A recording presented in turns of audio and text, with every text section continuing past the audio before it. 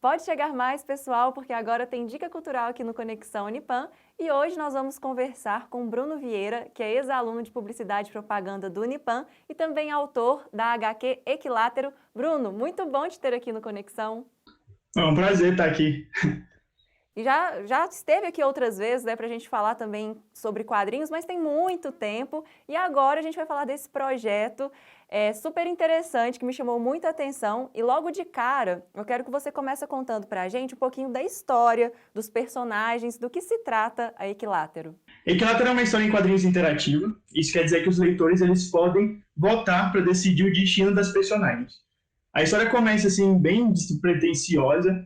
Então ali os três protagonistas, a Esther, o Alex e o Marcos, eles acordam do nada num lugar desconhecido em uma mesma cama. É a partir desse momento que o pessoal, os leitores, tem que decidir as escolhas das personagens e assim a história vai evoluindo para diferentes finais. Isso depende, no caso, da escolha da maioria. Eles fazem a votação pelas redes sociais. Isso é muito legal, assim, eu pelo menos, eu nunca tinha visto um formato desse em HQ, e eu queria que você contasse como que funciona melhor essa interação, de onde que você tirou essa ideia e de como que o público recebeu, né, esse novo formato. Eu comecei a analisar que os jogos eles estavam seguindo esse caminho de dar mais liberdade de escolha para os jogadores. E eu achei muito interessante aquela mecânica de diferentes finais de acordo com as escolhas que você faz durante a gameplay, durante o jogo. E eu quis trazer isso para as histórias em quadrinhos, porque é um meio que eu venho trabalhando há anos, tem mais de 9 anos que eu trabalho nos quadrinhos, e eu vi como uma oportunidade de trazer novos leitores para essa mídia. E com essa interatividade eu acabei alcançando um número muito maior do que eu imaginava de leitores nas redes sociais. Porque o pessoal, eles têm duas opções quando eu lanço ele a página da História em Quadrinhos. A gente lançou uma página por semana, nas segundas-feiras, às 12 horas, e o pessoal tem duas opções.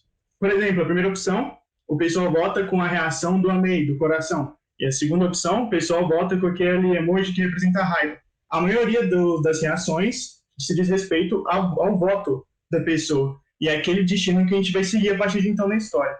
Muito legal. E é até desafiador, eu acredito, né, para você também que está ali escrevendo. Você já planejou mais ou menos assim? Você pensa, eu acho que pode ir para esse rumo, se for para esse rumo eu tenho essa história já, se for para esse, você já planeja tudo ou você vai deixando levar? Como que é feita essa produção? Eu já sei o final de cada uma das personagens de acordo com as diferentes escolhas que eu vou colocando para o público, mas não cada uma das escolhas assim bem feitas, já bem planejadas. Eu digo que é um trabalho misto mesmo. Eu sei como a história vai acabar para cada uma das possibilidades, porém eu também moldo a história de acordo com as reações que eu vejo o pessoal, não somente na votação semanal, mas também na repercussão nos comentários no post. Então é um trabalho em equipe mesmo. Eu já tenho o planejamento e o pessoal me ajuda ali na caminhada até chegar naquele final. Legal. Eu até acessei as redes e vi vários comentários, vários compartilhamentos. O pessoal realmente interagiu, né? Recebeu bem a ideia. Fiquei até impressionado. Logo na primeira publicação, a gente alcançou um número muito grande de pessoas. Eu acredito que seja mais pela carga de representatividade que a história em quadrinhos também traz. E o pessoal apoiou mesmo, abraçou o projeto. Várias páginas grandes compartilharam esse projeto, mas foi algo que eu não planejava alcançar assim de forma tão rápida. Bacana, a gente fica feliz com esse sucesso todo. E uma parceria, né, que você tem nesse projeto é com a Lala Dalla. Ela também já esteve aqui no Conexão, dando dica cultural, falando a respeito de produções dela, também, né, na área dos quadrinhos. Eu queria que você contasse como que funciona essa parceria, como que vocês encontraram aí nesse meio. Eu conheci Lala num evento Night Project que acontece aqui em Patos de Minas, né? Que acontece aqui em Patos de Minas. E a partir daquele momento eu comecei a acompanhar os trabalhos e eu me apaixonei pelo estilo da arte, pelo estilo da história. Então, quando eu comecei a criar esse projeto, eu já chamei Lala para participar comigo disso, porque eu acreditava que com esse roteiro, a arte se encaixaria bastante, se encaixaria muito bem, até mesmo com o propósito do Lala. Então, é esse sistema de parceria mesmo. Eu crio a história, eu faço o roteiro e Lala cuida da arte, da coloração.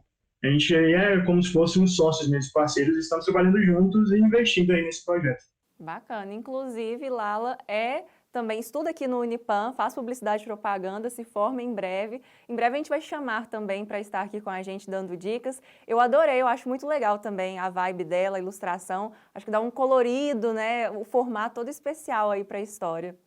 E eu queria que você contasse mais um pouquinho a respeito da sua história com os quadrinhos também. Eu lembro de gravar com você há um tempo, enquanto você era aluno, você está falando aí que há 9 anos, né, você atua nessa área. Como que surgiu essa sua paixão pelos quadrinhos, né? Como que você começou a escrever HQs? Começou quando eu era bem novinho, eu ganhei uma caixa cheia de quadrinhos da Turma da Mônica da minha madrinha. E num desses natais, onde ela sempre trazia novas histórias em quadrinhos para mim, me incentivava essa leitura, ela acabou me dando uma revista onde o Maurício de Souza contava como ele fazia os quadrinhos da Turma da Mônica. Então foi como se fosse uma explosão na minha cabeça naquele momento que eu descobri que dava para trabalhar com isso. Que legal. Aí desde então eu comecei a juntar meus amigos para, vamos criar aí um negócio para fazer quadrinhos. Chamei minha irmã para colorir, o meu primo para desenhar, e a gente começou a brincar com isso. Aí ali com meus 17 anos, 18 anos, quando eu entrei na faculdade de Publicidade e Propaganda, eu comecei a ver que eu precisava alcançar meu público, alcançar leitores, e foi ali que eu decidi publicar meu trabalho na internet, e até que ele conseguiu uma boa repercussão. Mas com o tempo essa repercussão foi caindo porque eu segui os mesmos moldes que outros autores independentes aqui do Brasil seguem. Eu vi que eu precisava meio que inovar para me sobressair quanto àquele mercado que já estava estabelecido naquela época. Felizmente o nosso mercado está avançando cada vez mais, cada dia aparecem novas plataformas, novas oportunidades para autores nacionais, só que eu percebi que não era o suficiente. Então eu criei essa mecânica de interatividade para que eu pudesse aí ter o meu lugar dentro das histórias em quadrinhos. Além de fazer os meus trabalhos autorais, eu também ainda tenho um projeto onde eu publico as histórias em quadrinhos no formato impresso de outros autores nacionais também. Muito interessante. E eu quero falar mais a respeito da Equilátero, né? Inclusive, a gente não falou sobre o nome, né? Eu queria que você explicasse a respeito da ideia do nome, por favor. Equilátero surgiu de um incômodo meu na expressão triângulo amoroso. No caso, o triângulo amoroso, vamos supor que tinha ali a mocinha e 2 pretendentes, só que o sentimento dos pretendentes com a mocinha era unilateral, então era meio que um triângulo, né? Aqui está a mocinha, os dois pretendentes, eles têm sentimento somente pela mocinha, então seria um V. Faltava uma base aqui para ser um triângulo. Aí eu criei, então, o triângulo equilátero, que seria 3 personagens que se apaixonam, né? Que tem um relacionamento, um sentimento igual em frequência para se transformar num triângulo mesmo. Bacana.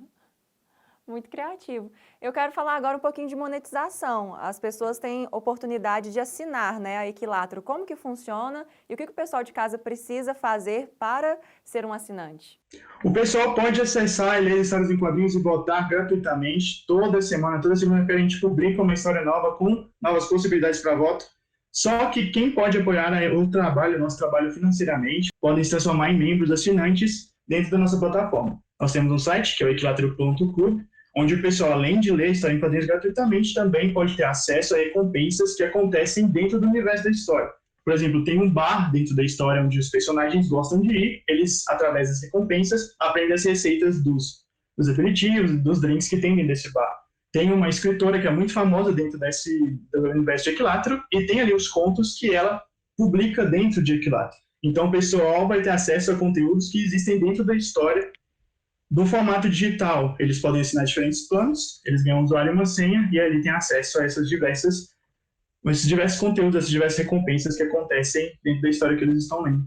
Muito legal, Bruno. Inclusive, gente, eu tive acesso e está incrível, vale muito a pena, são muitas recompensas legais, é muito interessante. Eu espero que vocês assinem, que vocês tenham gostado da dica e, né, acompanhem aí essa produção super bacana do Bruno Vieira e de Lala Dalla. Bruno, foi uma alegria te ter aqui, muito obrigada, viu, pela sua participação. Muito obrigado eu pela oportunidade e espero que vocês gostem e acompanhem Equilátero. Isso aí, gente. Corram lá e acessem agora. E é assim que nós encerramos, então, o Conexão Unipan de hoje. Obrigada pela companhia de vocês, um abraço bem apertado e até semana que vem.